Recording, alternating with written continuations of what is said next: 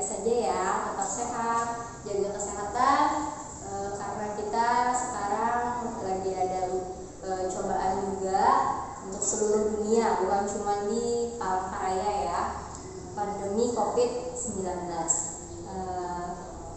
Sekarang kita belajarnya melalui video, Ibu akan menjelaskan melalui video, dan guru-guru lain juga akan menjelaskan melalui video. Tapi sekarang kita sudah di kelas 4 ya, dan masih sama Miss Nida. Untuk di kelas 4 kalian masih pakai tema, buku tema. Sudah Ibu share juga di grup, dan mungkin beberapa sudah ada yang punya dan ada yang nggak punya juga, nggak apa-apa. Ini tema 1, judulnya Indahnya Kebersamaan. Oke. Subtema 1, silakan dibuka halaman 1. Buka halaman 1 ya.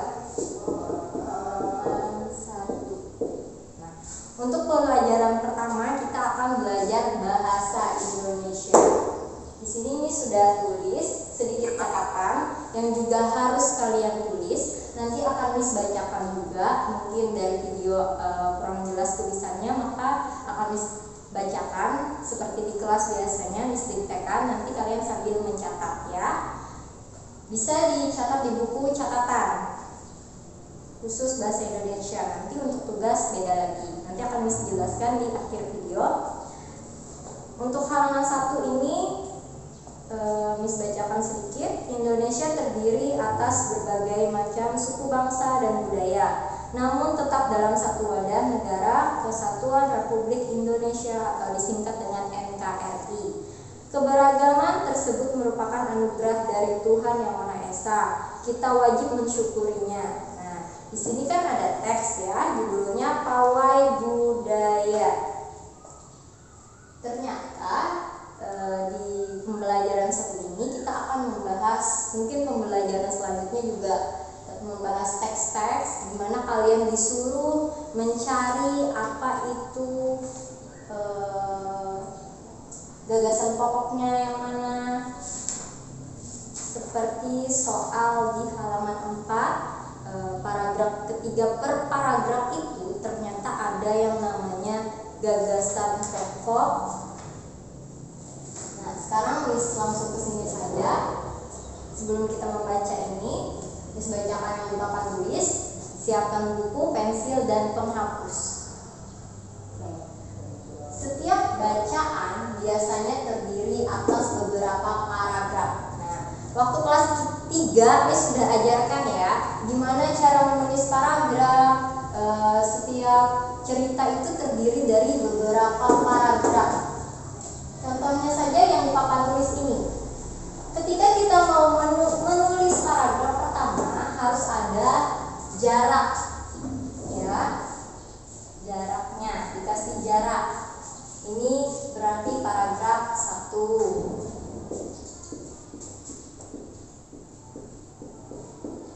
Dan ini paragraf 2.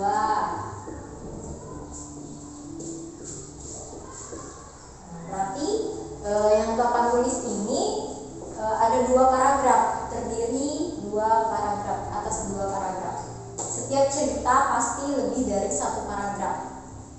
Setiap paragraf memiliki gagasan pokok yang diperkuat oleh gagasan pendukung. Gagasan pokok adalah ide utama yang dibahas dalam suatu bacaan. Bisa berupa kalimat inti atau pokok paragraf.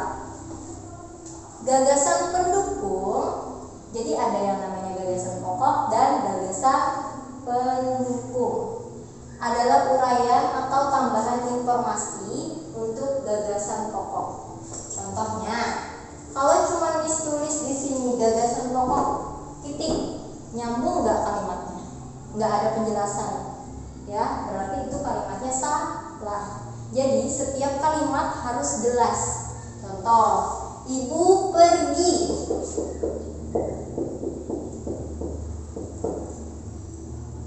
Contoh ya. cuma ibu pergi, harus ada gagasan pendukungnya. Apa? Ibu pergi ke pasar membeli sayuran.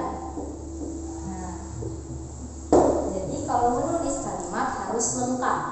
Ada gagasan utama, ada gagasan pokok. Itu per kalimat. Sama seperti dalam paragraf. Nggak mungkin cuman kita bercerita, hari ini aku pergi ke sekolah dan belajar. Belajar apa? Dijelaskan di situ ketika kalian membuat paragraf. Karena paragraf itu terdiri atas beberapa kalimat. Di kelas 3 kita sudah belajar. Lanjut, berikut beberapa langkah yang dapat dilakukan untuk menentukan gagasan pokok setiap paragraf. Pertama, bacalah paragraf dengan cermat. Kedua, cermati kalimat pertama hingga akhir. Dan ketiga, ini yang paling penting, gagasan pokok sebagai isi atau inti paragraf dapat terletak di awal, di akhir, awal dan akhir, atau di seluruh paragraf. Oh, ternyata gagasan pokok itu bisa ada di awal, bisa ada di akhir, awal dan akhir, atau seluruh paragraf itu merupakan gagasan pokok. Ya. Jadi tergantung konteks paragrafnya, bacaannya apa. Nah, baru Miss bacakan yang halaman 1, pawai budaya. Miss bacakan saja. Di situ Miss tanya dulu, ada berapa paragraf di pawai budaya? 1, 2, 3, 4, 5. Ada 5 paragraf ya anak-anak ya. Pawai budaya sangat menarik bagi warga kampung Babakan. Pawai ini selalu menampilkan keragaman budaya Indonesia. Udin dan teman-teman tidak pernah bosan menanti rombongan pawai lewat. Tahun ini mereka datang ke alun-alun untuk melihat pawai tersebut. Kakek Udin pun terlihat sabar menanti. Terdengar suara gendang dan menandakan rombongan pawai semakin dekat. Di barisan pawai terdepan terlihat rombongan dari Maluku. Rombongan laki-laki mengenakan kemeja putih, jas merah dan topi tinggi dengan hiasan keemasan. Rombongan perempuan mengenakan baju celek. Baju ini terdiri dari atasan putih berlengan panjang serta rok lebar merah. Langkah mereka diiringi oleh suara tifa, alat musik dari Maluku. Bunyinya seperti gendang, namun bentuknya lebih ramping dan panjang.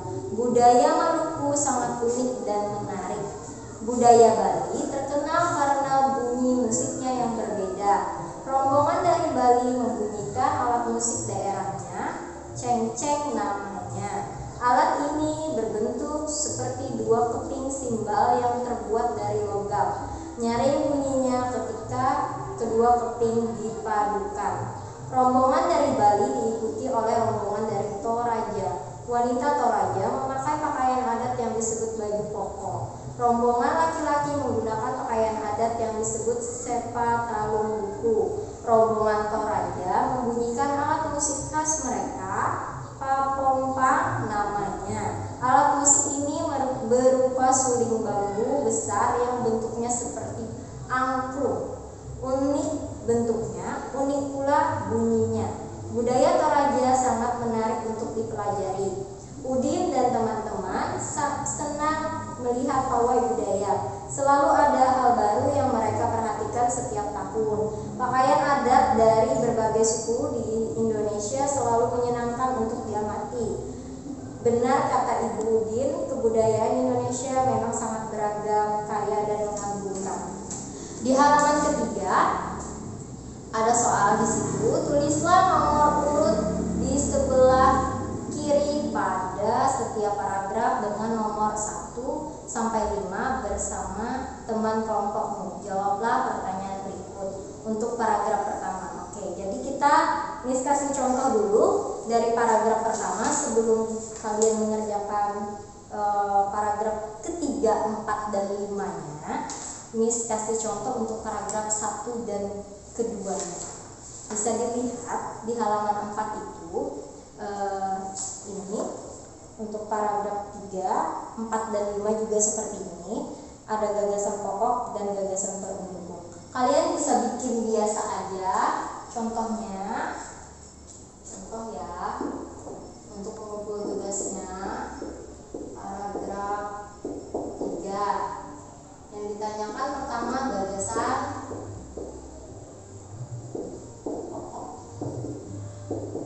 Silakan ditulis kalimatnya di sini. Ya, gagasan pokoknya apa? Dari yang kita baca tadi, dari paragraf 3. Di paragraf 3 aja nih. Terus kalau sudah misalnya paragraf 3 gagasan pokoknya ada di awal, berarti kalimat awal yang ditulis di sini. Tapi kalau awal dan akhir, berarti awal dan akhir atau akhir aja seperti yang tadi. Terus baru gagasan pendukung.